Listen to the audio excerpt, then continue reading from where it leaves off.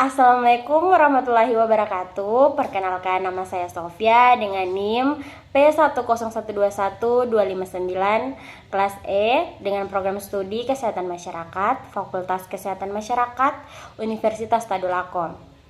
Baik, di sini saya akan memenuhi tugas mata kuliah Ekologi Pangan dan Gizi dengan dosen pengampu Dr. Jamaluddin Sakung, MKes.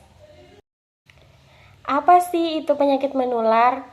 Penyakit menular itu adalah penyakit yang juga disebut infeksi yang dapat menular ke manusia, di mana disebabkan oleh agen biologi antara lain virus, bakteri, jamur, dan parasit.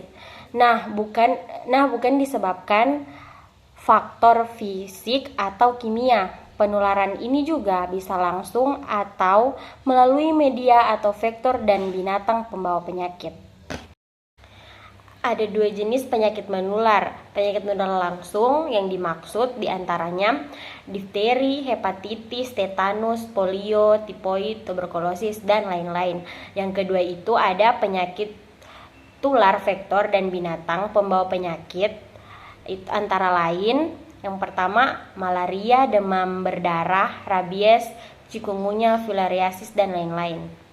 Nah, kemudian di sini ada penanggulangan penyakit menular, yang dimana penanggulangan penyakit menular itu adalah upaya kesehatan yang mengutamakan aspek promotif dan preventif, yang ditujukan untuk menurunkan dan menghilangkan angka kesakitan, kecacatan, dan kematian, membatasi penularan serta penyebaran penyakit agar tidak meluas antar daerah maupun antar negara, serta berpotensi menimbulkan kejadian luar biasa atau wabah. Ada beberapa penyakit menular. Yang pertama itu pertumbuhan populasi, yang dimana pertumbuhan populasi itu bertambahnya jumlah penduduk menyebabkan risiko penularan penyakit menular meningkat. Apalagi penyakit menular baru seperti SARS dan MERS dapat menular melalui udara. Wabah penyakit menular seperti Ebola di Afrika dan Zika di Brazil pun dimulai di kawasan padat penduduk. Yang kedua itu perubahan fungsi lahan, yang dimana menurut Dr. Black menyinggung soal kurangnya lahan bebas yang ada saat ini. Daerah-daerah yang seharusnya menjadi hutan lindung dibabat habis dan dijadikan perkampungan. Di kota, daerah resapan air diubah menjadi kompleks perumahan dan pertokoan.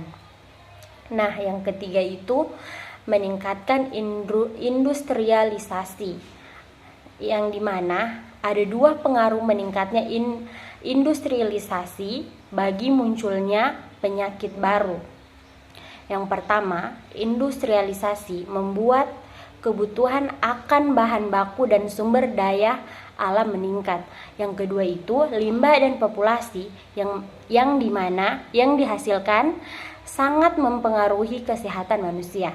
Yang keempat itu ada urbanisasi, yang dimana bertambahnya jumlah penduduk desa yang pindah ke kota membuat kota menjadi padat, yang jika tak dibarengi dengan tata ruang yang baik mempengaruhi penyebaran penyakit. Selanjutnya itu ada tingginya konsumsi daging, yang dimana satu hal yang menarik disebutkan Dr. Black adalah pola konsumsi masyarakat yang berubah. Permintaan daging, terutama daging sapi dan ayam, yang meningkat secara drastis. Nah, yang keenam itu ada pertumbuhan ekonomi. Pertumbuhan ekonomi itu membuat daya beli masyarakat meningkat, yang akhirnya membuat masyarakat lebih sering mengonsumsi daging. Nah, yang terakhir atau yang ketujuh itu adalah akses transportasi. Nah, yang dimana akses transportasi ini memudahkan akses antar negara, membuat risiko penyebaran penyakit sebelumnya tidak ada menjadi ada dan mewabah. Contohnya paling konkret bisa dilihat dari wabah Ebola yang berasal di Afrika bisa muncul di Amerika dan Eropa. Nah, selanjutnya itu di sini ada upaya pencegahan penyakit menular.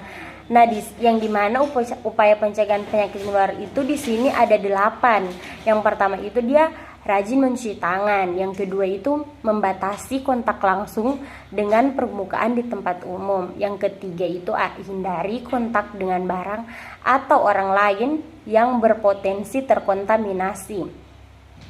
Yang keempat itu ada desinfeksi peralatan yang digunakan secara bersamaan dengan orang lain. Yang kelima itu menutupi luka yang terbuka. Yang keenam, menjaga kulit agar tetap bersih dan kering. Yang ketujuh itu makan makanan bergizi dan seimbang. Yang terakhir atau yang kedelapan, vaksinasi penyakit kulit menular. Baik, itulah pemaparan materi dari saya. Lebih dan kurangnya saya mohon maaf. Wabillahi taufiq wal hidayah. Wassalamualaikum warahmatullahi wabarakatuh.